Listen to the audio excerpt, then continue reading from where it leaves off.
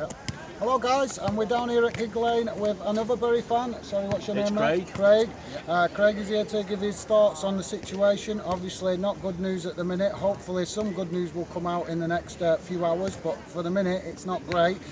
What's your views on it, mate, on the whole situation? Well, absolutely gutted that it's got to this level now. I mean, we're past the 11th hour. I mean, we're past the deadline set by the EFL, and it's not the first one themselves.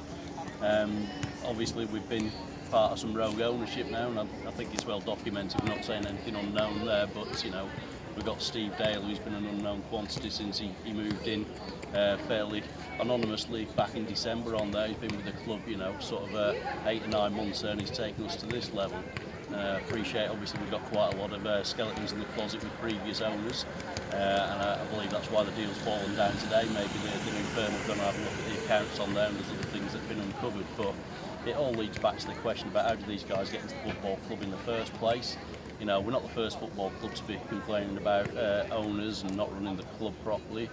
I guess a lot of fans from other clubs will say, you know, we've managed to buy promotion last season. I've seen that bandied around from other fans on there.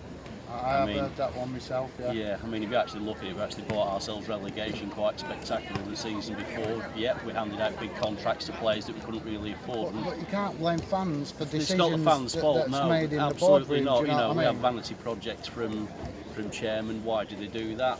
Probably do it on there. You say it's a vanity project. You think maybe if they get us up another league, they'll sell a player. It's £1 million. Even in the lower leagues, you look at some of the players that go down there for £1 million, £2 million. These guys come in, I think, on a gamble that they might unearth 1 or 2 players, sell them on, make a quick buck, and disappear. And that doesn't happen. We're left with all these kind of debts. And that's where we are today. You know, it's got to be sustainable. You know, at the end of the day, we've spent too much money as a club. The club's money is being spent by somebody who didn't know about football, and it has ruined us into this situation. We've got a community of 4,000 fans or so now that are possibly going to pay for that. Well, to be fair, when you had your promotion push last season, I believe in the last game of the season, you had as much as 8,000 fans turn up for the last game. I mean, last season was a great season on the pitch. Obviously, it's ended in disaster. You know, it started to come out around March that people weren't getting paid at the club. The way the staff have been treated here has been appalling. We've had some really brilliant people here that worked through, carried on even over the summer, not getting paid. When you somebody goes and has a look at the pitch behind us, the groundsman's not been getting paid on there. Looks like a Premier League pitch in there. That guy's been working and doing all that over the summer. There's people that love this club and do those kind of things.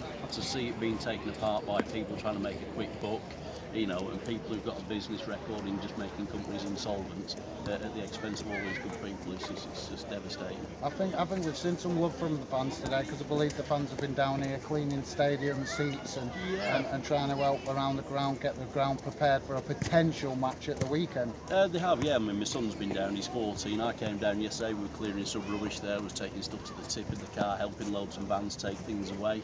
My son's been down cleaning seats today.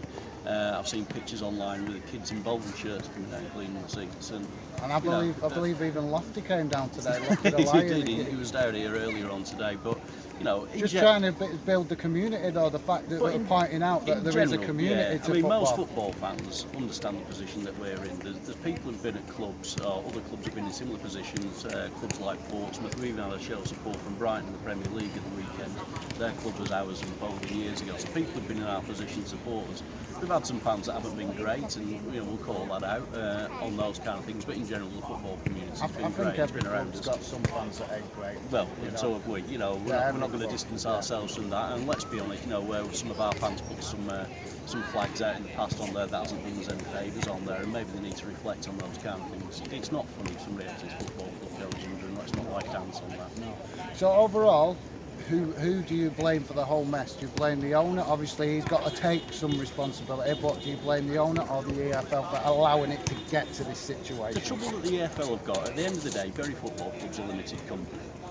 If somebody buys a limited company, the EFL can govern the way that it wants, but they can't override company law. So somebody comes in and takes over the company, there's only so much they can do. That needs to be looked at. So maybe the current rules as they are don't really make fit for purpose and fit and proper persons tests. Not worth the paper it's written on. We can see here at Bury we've had 2 owners that aren't fit and proper. The same at Bolton on there, and we can probably talk about other clubs in recent years as well have had those kind of things. If you look at people like Leeds that nearly went to the wall a few years after the Champions League. Dropped out of the Premier League, fell down the league. age rapidly. So, you know, these people right there, so there needs to be an overhaul about how people get hold of football clubs in the first place. How they do that, I think you have to have a look at those kind of things. James Frith, our local MP, has been really good at that. Yeah. I know it's probably something he's going to champion when he gets back into Parliament, on no matter which way this goes today. But we can't have football clubs like Bury and Bolton and possibly others go into the wall because of road ownership on there. There needs to be some rules in place that stops that happening in the first place.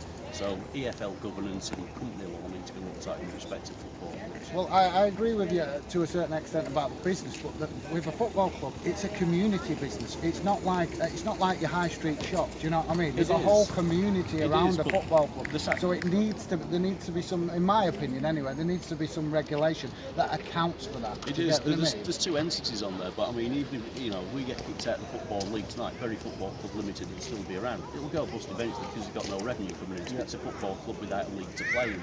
But it's still Bury Football Club Limited as a separate entity, and Steve Dale will still be the director of that club.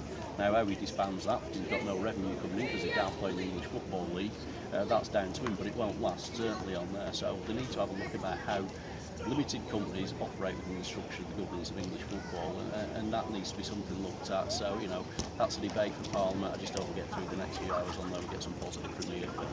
Well, I wish all Bury fans the best of luck, and thank you very much for your time, mate. Okay. So there you go, guys, another bit of view from another very, very disheartened Bury fan, and very frustrating scenes down here at Gigg Lane, but hopefully by the end of the day we might hear some good news.